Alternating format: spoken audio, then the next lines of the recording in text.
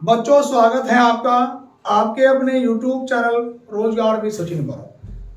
बच्चों मैं सभी एग्जामों को मद्देनजर रखते हुए रीजनिंग की एक श्रृंखला शुरू करने जा रहा हूं और विशेषकर उत्तर प्रदेश पुलिस जो 53,000 भर्ती आ रही हैं तो मिक्स क्वेश्चनों की एक श्रृंखला करने जा रहा हूं। आज उसकी क्लास फर्स्ट होगी। आइए चलते हैं बच्चों क्वेश्चन की ओर। सभी विद्यार्थी कॉपी पेन निकाल के बैठ जाए बच्चों। सभी विद्यार्थी आज का पहला क्वेश्चन लिखेंगे बच्चों। पहला क्वेश्चन लिखेंगे यदि CAT कैट बराबर लिखेंगे बच्चों 12, उसके बाद लिखेंगे MOHIT का कोड लिखेंगे बच्चों 23,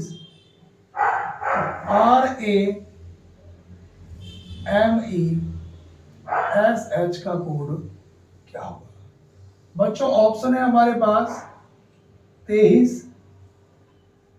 24, 25 और बच्चों डी है कोई नहीं। बच्चों क्वेश्चन पे ध्यान देंगे विशेषकर हम लोग। पहला सवाल हमारे सामने बच्चों ये लिखा गया है कि यदि CAT कैट बराबर 12, MOHIT बराबर 23 तो RAMESH बराबर क्या? अब यहाँ पे ध्यान देंगे बच्चों। तो कैट बराबर 12 कैसे लिखा गया बच्चों? देखो हमारे पास A, E, I, O और U ये क्या होते हैं बच्चों? वॉवेल्स होते हैं जिन्हें हम स्वर बोलते हैं। इनके अलावा बाकी सब कॉन्सोनेंट यानी कि जिन्हें हम लोग व्यंजन बोलते हैं वो होते हैं।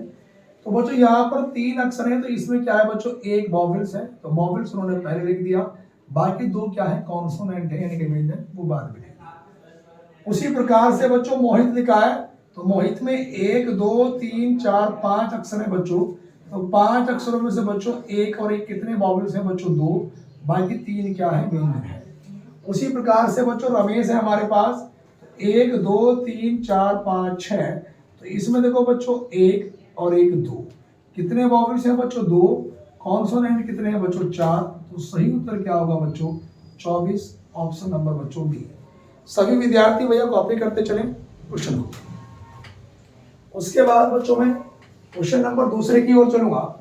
ये हमारे पास पहला क्वेश्चन था बच्चों आज का, क्वेश्चन नंबर 2 और 10 क्वेश्चन मैं आपको कराने वाला हूं आज। क्वेश्चन नंबर 1 के बाद बच्चों दूसरा लिखेंगे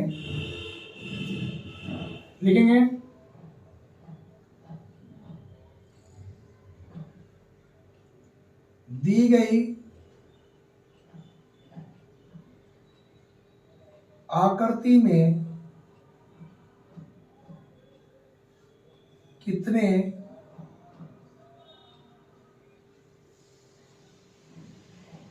त्रिभुज हैं?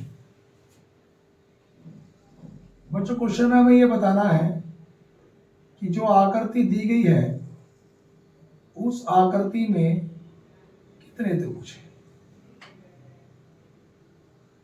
त्रिभुजों की संख्या बतानी है।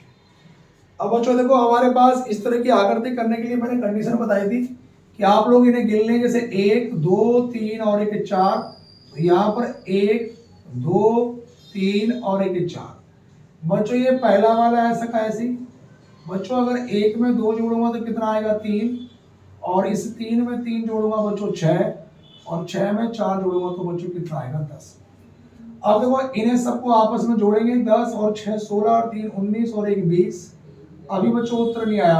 अब मैं नीचे से ऊपर की ओर चलूंगा बच्चों, पहले वाले को छोड़ूंगा, इसको लूंगा, इसको छोड़ूंगा, इसको लूंगा। तो 6 और 1 कितना हुआ बच्चों? 7। तो 20 और 7 27 बच्चों। तो हमारे सवाल का उत्तर कितना होगा बच्चों? 27। सही उत्तर क्या होगा बच्चों? 27 होगा। उसके बाद क्वेश्चन नंबर 2 के बाद बच्चों क्वेश्चन नंबर हम तीसरे पे चलेंगे। क्वेश्चन नंबर तीसरे नंबर का क्वेश्चन बच्चों हम लोग लिखेंगे कि C अनुपात 576 समानुपात Y अनुपात क्वेश्चन मार्क। अब देखो बच्चों ए ऑप्शन है 4, बी ऑप्शन है 6, सी ऑप्शन है 625 और डी ऑप्शन है बच्चों कोई नहीं। क्वेश्चन बड़ा अच्छा है कि सी अनुपात 576 समानुपात वाई अनुपात क्वेश्चन मार्क।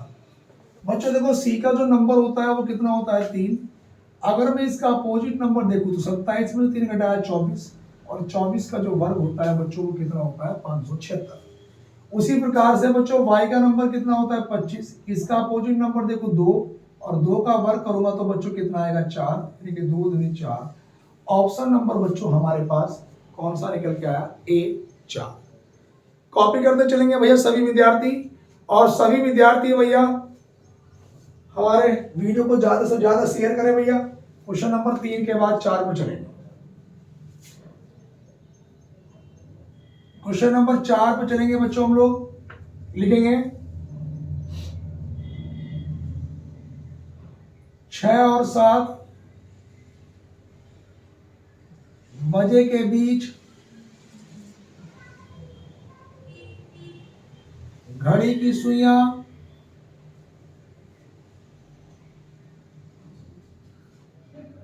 कब आपस में मिलेंगी। क्वेश्चन ये है बच्चों कि 6 और 7 बजे के बीच घड़ी की सुइयां कब आपस में मिलेंगी। अब बात को जरा समझो बच्चों, मैंने आपसे बताया था कि जो भी पहला वाला समय होता है बच्चों वो कंप्लीट समय होता है, तो हमारा उत्तर किससे शुरू होगा 6 बजकर। अब देखो 1 घंटे पे 5 मिनट होती है तो 6 पे 5 छंग 30, और मैंने बता रखा था कि मिनट की गुणा हम लोग कितने से करते हैं 12/11 से, जब मैंने पूरा टॉपिक पढ़ाया आपको, और यूट्यूब पे पढ़ा हुआ भी है। 12 तिया कितना 36, 360/11। बच्चों देखो 360 को अगर मैं 11 से डिवाइड करूंगा तो ये 11 तिया कितना होगा बच्चों 33, 6 में से 3 घटाया 3, और बच्चों 11 दूनी कितना हुआ 22, बचा कितना बच्चों 8।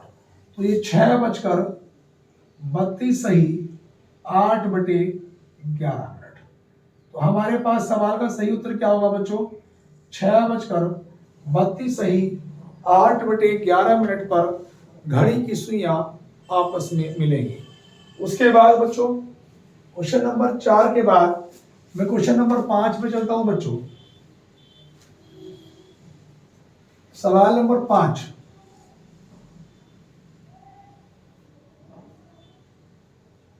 पांच नंबर के क्वेश्चन पे लिखेंगे बच्चों,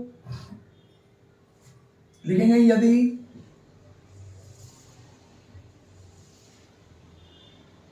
आने वाले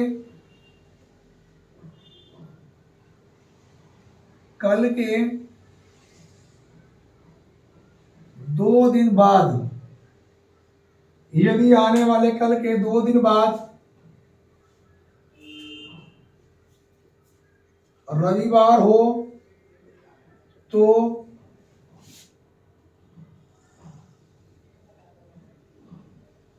बीते हुए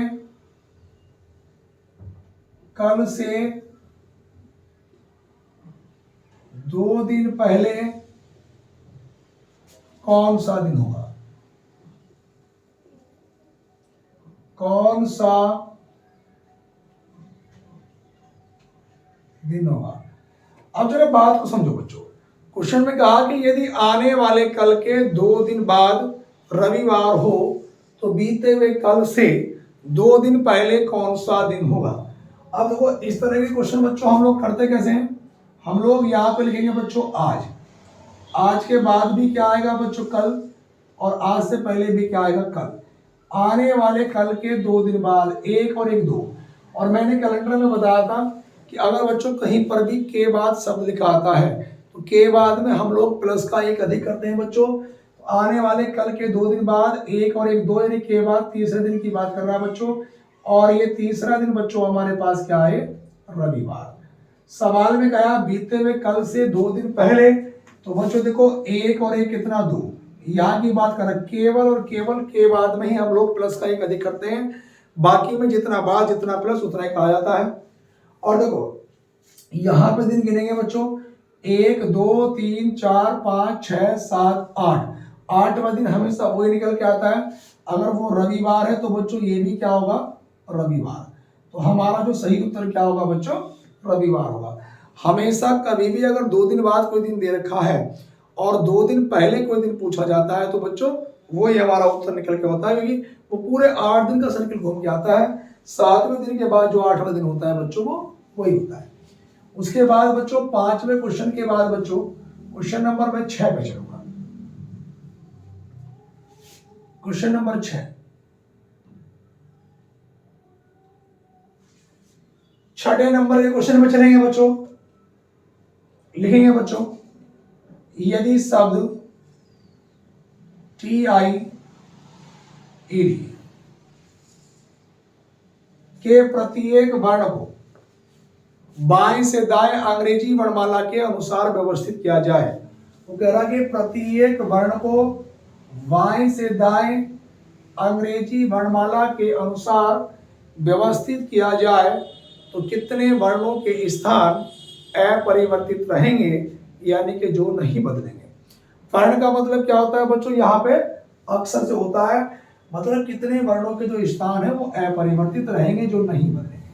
अब बात को ध्यान दो बच्चों, सबसे पहले ABCD का अकॉर्डिंग इसमें क्या आना चाहिए बच्चों, D।